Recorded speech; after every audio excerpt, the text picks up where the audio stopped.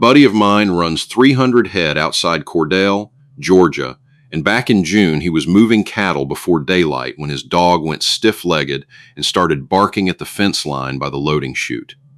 He walked up with a flashlight in one hand and nothing in the other because his gun was locked in a safe back at the house, 40 minutes away. Turned out to be a 4-foot cane-a-brake rattler coiled up right where his youngest was going to be standing in about 2 hours, waiting on the bus. He killed it with a shovel. He got lucky. He'll tell you himself he got lucky. That's not a hunting story. That's a Tuesday. And it's exactly why almost every working ranch truck in this country has something riding behind the seat that never makes it into a magazine spread, because nobody's posing for a photo with it. It's not there to look good. It's there because the truck is the first thing on scene to a snake in the barn, a coyote in the calving pasture, a hog rooting up the garden, or a dog that got into something it shouldn't have. And the safe back at the house doesn't do you one bit of good out on the back 40. I've had people ask me for years what to keep in the truck, and for years I gave the same wishy-washy answer everybody gives. Depends what you're doing. That answer's true, and it's also useless. So I sat down and actually ranked it. 6 guns, worst to best, against 1 filter that doesn't bend for brand loyalty or looks. And my number 1 is going to bother some of you, because it breaks a rule I hear repeated at every gun counter in the South, that you've got to pick between a gun for close, ugly, up-close problems and a gun with the reach and punch for real ones. Stick with me. Let's get into it. This isn't a theoretical debate for the people who actually live it. Coyotes alone account for over half of all recorded predator losses to cattle and calves in this country every year, and that number's only climbed over the last couple decades as coyote range has spread into country that didn't used to have them. That's not a once-a-season problem. That's a truck gun gets used more than you'd think problem, and it's exactly why this list isn't built around a hunting trip. It's built around a Tuesday. I'm Mark Sullivan. I grew up outside a small town in middle Georgia where you got your first .22 before you got your driver's license, and my daddy had me field stripping a pump shotgun on the kitchen table before I was tall enough to see over it. I've hunted whitetail, turkey, hog, and squirrel all over the Southeast for going on 30 years now, and I've spent about as much of that time in a truck as I have in a stand. This channel isn't about the prettiest gun or the one with the biggest number on the box. It's about what actually works when you're the one carrying it, in the conditions we actually hunt and work in down here. Heat, humidity, red clay, and gear that has to earn its keep every single day, not just on opening morning. Here's the filter. And every gun on this list gets measured against it the same way. No exceptions. 1. Can it solve the problem that's actually going to show up at your truck? Not a hypothetical home invasion. Not a paper target at the range. A snake at 15 feet. A coyote working a calf at 40 yards. A hog that won't leave the feeder. That's the job. 2. Can it survive living in a truck? That sounds simple until you actually think about it. A truck cab in a Georgia summer regularly tops 140 degrees on the dash, and it swings through condensation every single morning when that hot metal meets cool dew. That's a rust chamber with a gun rack in it. A gun that needs a climate-controlled safe to stay reliable has already failed the assignment, no matter how good it shoots on a bench. And that second one isn't a minor footnote. It's half the whole equation. And it's the half most gun reviews skip completely because they're testing a gun on a range table, not in a 140-degree cab that goes through a dew cycle every morning for 8 months straight. A gun that shoots great in October and won't reliably feed by July because the lubricant's cooked out of it, or a load that's had the bullet lube melt into the powder charge from sitting on a dashboard in June isn't a truck gun. It's a liability you haven't discovered yet. No gun gets a pass on either one. Let's rank them. First up on the list is the R-15, or its shorter R-pistol cousin. And I want to say up front, this is a genuinely capable gun. Reliable, accurate, easy to run, plenty of aftermarket support. If your truck gun problem is putting rounds on a coyote at 150 yards across a hayfield, this rifle does that better than almost anything else on this list. Here's where it drops. First, it's the least practical thing to actually keep loaded and ready in a cab. It's long, even the pistol variants, and it wants a case or a lock, which is exactly the 30 seconds you don't have when the dog's already barking at the fence. Second, And I'll say this plainly because it matters more than people admit. Pulling a black rifle out from behind your seat in front of a game warden checking a hunting party, a neighbor's kid, or an ag inspector reads completely differently than pulling out a lever gun that's been standard ranch equipment since before your granddad was born. That's not a legal problem in most of the South. It's a perception problem. And perception matters when the gun in your truck needs to be an unremarkable part of the job, not a conversation starter. Third, cost. A decent one runs $1,200 to $2,000, and that's a number that changes how you feel about it living in a truck that gets broken into. Great rifle. Wrong assignment for the truck. Next up is the pump shotgun, something like a Mossberg 500 or Maverick 88. This is the gun half of you already have back there, and I understand why. It's cheap. A base model runs $200 to $300, and it's the single most versatile action type ever built. Load slugs for a hog at real distance, buckshot for a coyote up close, birdshot if you need to thin out a hawk problem around the chicken coop, and yes, a proper shot shell for a snake at bad breath range. One gun, 4 completely different jobs, depending what's in the tube. Against the filter, though, it's slow to reload compared to what's coming later on this list. It's not the fastest gun to get moving from a dead stop behind a seat, and this is the one people forget. A pump gun locked up in a hot truck for 8 months a year with a synthetic stock and mismatched loads rattling around the tube is a gun most owners forget to actually maintain. It'll run. It's just not the sharpest tool for the specific, fast, close-range problem that shows up at a truck door 9 times out of 10. Solid, cheap, versatile. Just not the best at any one of its 4 jobs. Coming in next is a full-size semi-auto handgun, the one I hear about most from working ranch hands, a Glock 20 in 10mm. 15 rounds of a cartridge that genuinely has the horsepower to anchor a hog, quick to draw, easy to keep on your hip instead of buried in the truck at all. Here's the honest problem. Ammo cost adds up fast if you actually practice with it, which you have to, because a semi-auto handgun run under adrenaline with cold, wet, or gloved hands is a different animal than the same gun on a calm Tuesday at the range. That's not a knock on the gun. That's just what stress does to fine motor skills. And magazine-fed guns that live in a hot, dusty cab need their mags cycled and cleaned regularly, or you'll get a feed hiccup at the exact wrong moment. It's a genuinely good gun to carry on your person. As the thing that lives loose in the truck month after month without much fuss, it asks more upkeep than most people actually give it. Good gun. Better as a sidearm than as a truck gun that gets ignored for 6 weeks at a stretch. Another product worth calling out is a bolt action rifle in something like .223 or .243.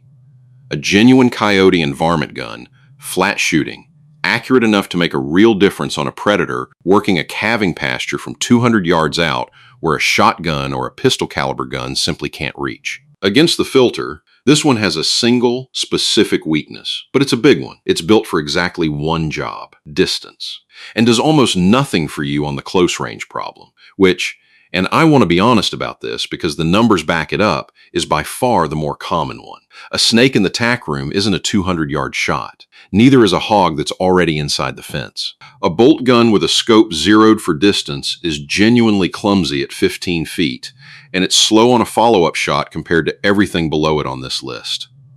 It also wants a scope that holds 0 through heat cycling, which not every budget optic does. It's the single best tool on this list for the one specific job it's built for. It's the worst tool on this list for almost everything else a truck gun actually gets asked to do. Next up, and this one's a near miss, is a single-action revolver in .44 Magnum, something like a Ruger Blackhawk. Ranch hands have carried a big wheel gun like this for generations, and there's a reason. It's simple. There's almost nothing on it to break. It shrugs off dust and heat better than anything with a magazine or a gas system, and a .44 Magnum solves a hog problem or a coyote problem with real, decisive authority. Load the first 2 chambers with shot for a snake, the rest with hard cast for anything bigger, and you've genuinely got 2 guns in 1 cylinder. Here's what keeps it from the top spot. 6 rounds, full stop, and reloading a single-action revolver is a deliberate, 2 hands, look at what you're doing process.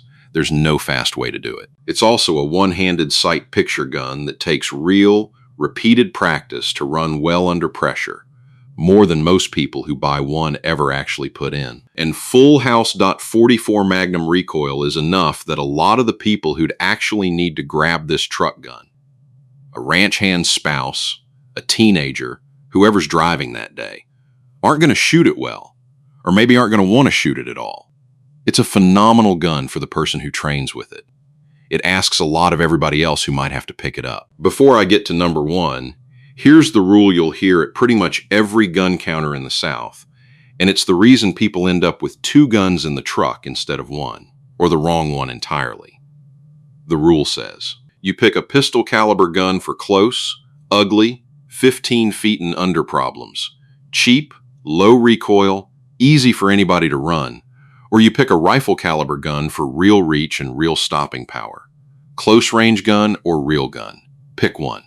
Everybody treats that like it's just how it is. It's not. And the gun that breaks it is older than the interstate highway system and has been sitting in the gun case at your local hardware store the whole time nobody was looking at it. And finally, number one is a lever action carbine chambered in .357 Magnum, something like a Henry Big Boy or a Marlin 1894C. 16 to 20 inches of barrel, tube fed, wood or synthetic, and it wears exactly the same.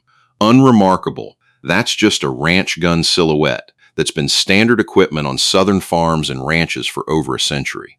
Here's the rule it breaks. That same .357 Magnum round that's mild-mannered, almost forgettable, out of a 4-inch revolver barrel picks up a genuinely serious amount of velocity when it runs down a 16 to 20-inch rifle barrel instead, often a jump of 300 to 400 feet per second. That's not a small bump. That's the difference between a defensive handgun round and something that starts crossing into legitimate rifle cartridge territory on paper. You're not choosing between the close-range gun and the real gun anymore. The barrel length does that work for you, for free, off the same cartridge. And it does it while keeping every single advantage of the pistol caliber side of that old rule. Recoil is mild enough that a 14-year-old or a spouse who's never shot much can run it comfortably and actually hit what they're aiming at, which matters enormously on a working ranch where the truck gun doesn't only get picked up by the most practiced shooter in the family. It gets picked up by whoever's driving. Ammo is common and cheap compared to most rifle cartridges, and here's the piece I actually like best.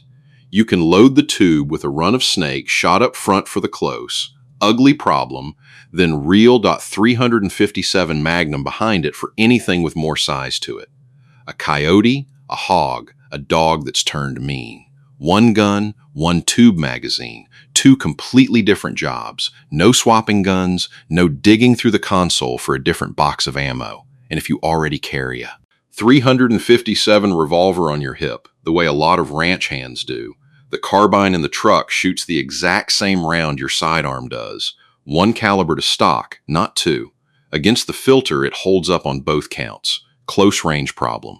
The shot shell loads handle it as well as any dedicated snake gun. Distance and authority. A rifle length .357 comfortably covers the ranges this job actually happens at, which, honestly, is almost never past 60 or 70 yards. And it survives living in a truck better than nearly anything else on this list. No magazine to babysit, no gas system to gum up with dust, a simple exposed action that's forgiving of heat, grit, and the condensation that truck cab goes through every single morning. Stainless or nickel-plated versions shrug off that moisture cycle even better, which matters more than people think in a state where the air itself is basically half water 8 months a year. There's one more piece to this that doesn't show up on a spec sheet, and it's the one I actually think about most. Whoever's driving that truck on a given day isn't always going to be the most experienced shooter in the family. It might be a nephew home for the summer. It might be your wife running feed out before work. It might be a hired hand who's been on the place 2 weeks. A lever gun in a mild pistol caliber is about as forgiving a platform as exists. There's no safety to fumble, no slide to rack under stress, no magazine to seat wrong. You lever it, you point it, you pull the trigger, and it does the same thing every single time, whether the hands on it have 10,000 rounds behind them or 10. That's not a small thing on a working operation where more than one person has to be able to trust what's behind that seat. A new one runs somewhere around $600 to $900 depending on finish and options. Used ones, because these guns get handed down instead of traded in, are everywhere and often cheaper. It isn't the flashiest thing on this list. It isn't the thing with the biggest number on the spec sheet. It's the gun that shows up in the back window of more actual working ranch trucks across this country than anything else I've named, and it earned that spot the boring way, by doing the job, every time, without asking much of the person who has to pick it up. Here's the part that matters more than the ranking, and I'd be doing you wrong if I didn't say it plainly. None of these 6 guns fixes the thing that actually gets people hurt, which isn't knowing how to run whatever's back there. I've watched grown men fumble a lever gun they've owned for 10 years because they never once cycled it under any kind of pressure, never practiced a reload, never even checked whether the ammo sitting in that tube since last summer had cooked in the heat long enough to be unreliable. A gun you can't run confidently, half asleep, one-handed, with your heart going, isn't a truck gun. It's dead weight with a warranty card. Rotate your ammo out of the truck every few months, especially through a southern summer. The same heat that makes that cab unbearable at 2 in the afternoon is quietly working on your primers and powder the whole time nobody's looking. Run the action cold, in the dark, without looking at it, until your hands know it better than your eyes do. That's not optional. That's the other half of the job, and it's free. If I had to walk out to one truck tomorrow and pick 3 things to have riding behind that seat, it'd be the lever action .357, the .44 Magnum single action for the ranch hand who's willing to put in the trigger time it deserves, and a pump shotgun loaded with slugs up front and buckshot behind it as the cheap, simple backup that never quits. Not because they're the flashiest, because they're proven. They're common enough that parts and ammo are never a problem, and they're the kind of gun you hand down instead of trade in. Buy proven, not hyped. The best truck gun on this list is the one that's actually still back there in 6 months, still working, because you didn't get tired of maintaining it. All right, your turn. What's actually riding in your truck right now, and why? Tell me straight in the comments, no judgment, and if you think I got this ranking wrong, tell me that too. I read every one of them. Next time, we're doing the whole ranch loadout from the ground up.